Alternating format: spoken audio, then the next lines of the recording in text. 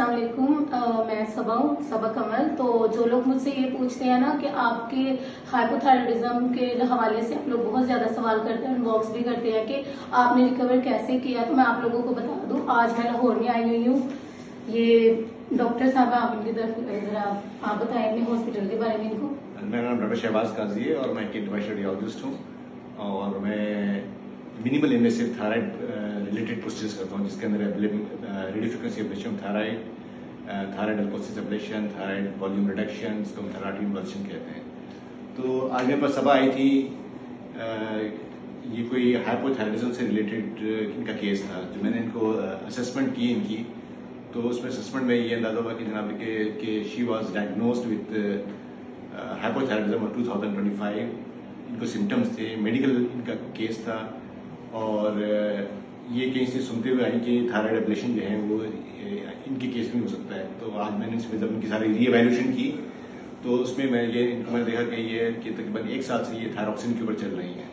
इसका मतलब है कि हाइपोथायराइडिज्म जो है इनका मेन डायग्नोसिस थी और उसको बैलेंस करने के लिए एंडोक्राइनोलॉजिस्ट ने इनको थायरॉक्सिन रखी है, जिससे इनके सिम्टम्स बेहतर रहे हैं। इसका मतलब है कि शी इज़ डूइंग वेल। तो जो इनको मैं यही समझा रहा था कि रेडियो फ्रिक्वेंसी एब्लेशन थायराइड जो होता है वो हम उनके लिए करते हैं जिन लोगों को थायराइड नोड्यूल्स होते हैं, जिनको सिम्टम्स होते हैं, यानी कि जिनको कॉस्मेटिक स्वेलिंग है या जिनको पेन है या उनके सांस शॉर्टनेस ऑफ ब्रेथ, सांस लेने तकलीफ है या खाना खाने तकलीफ है, उनकी बड़े नोड्यूल्स हैं 6 सेंटीमीटर से कम होते हैं तो हम उनके एब्लेशन माइक्रोवेव में RFA करते हैं, और 6 से ऊपर वाले सेंटीमीटर होते हैं तो फिर उनको थायराइड बॉडी प्रोटेक्शन करते हैं। इस तरह आज हमारी क्लिनिक के अंदर 2 ऐसे पेशेंट आए हैं जो हमने कल स्केड्यूल किए हैं, जिनकी थायराइड सिस्ट है, जिनके हम थायराइड को एब्लेशन करेंगे।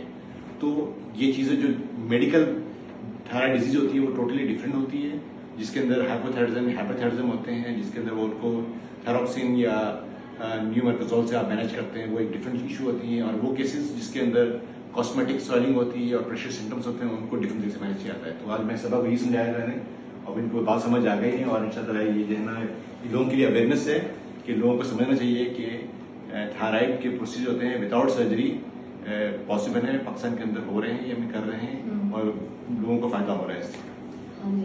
और बहुत सारी जो सिस्टर है मुझे इनबॉक्स करती है कि आप बताएं आपने थायराइड रिकवर कर लिया, तो उसी हवाले से मैं आप लोगों को बता दूं कि मैं यहाँ पे आई हूँ और मुझे पता चला है कि जो मेरे नेक में प्रॉब्लम है ना वो इस तरह की नहीं है कि उसको रिकवर किया जा सके। बस ये है कि मुझे मतलब लाइफ टाइम थायरॉक्सिन लेनी पड़ेगी, तो मेरी कोशिश तो यही थी। बाकी बहुत सारे लोग ऐसे भी हैं जिनका रिकवर हो जाता है और मुकम्मल तौर पे वो जो है थायरॉक्सिन उनकी छूट भी जाती है ना।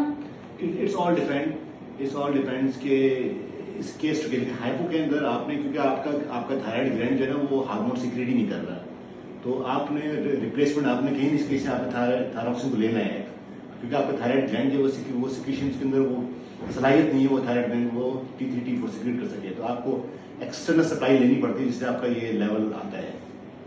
तो ये सारी सुविधा ये इसको समझने की जरूरत है। तो इसके अलावा मैं डिटेल वीडियो आप लोगों के साथ नेक्स्ट टाइम भी शेयर कर दूंगी। इसके अलावा ठीक है, जो भी बात मेरी हुई है, जिस तरह से मैं यहाँ पर आई हूँ, मैंने वीडियोस भी बनाई हैं, मैं आप लोगों के साथ शेयर कर दूंगी। बाकी अगर आप लोग आना चाहते हैं, आप लोग कहते हैं कि बहुत ज्यादा प्रॉब्लम बढ़ गया है, वेट लॉस नहीं हो रहा, हमारा वेट वजन बहुत ज्यादा बढ़ गया हुआ है, तो उस हवाले से भी आप लोग यहाँ पर आ सकते हैं और आप डॉक्टर से बात कर सकते हैं।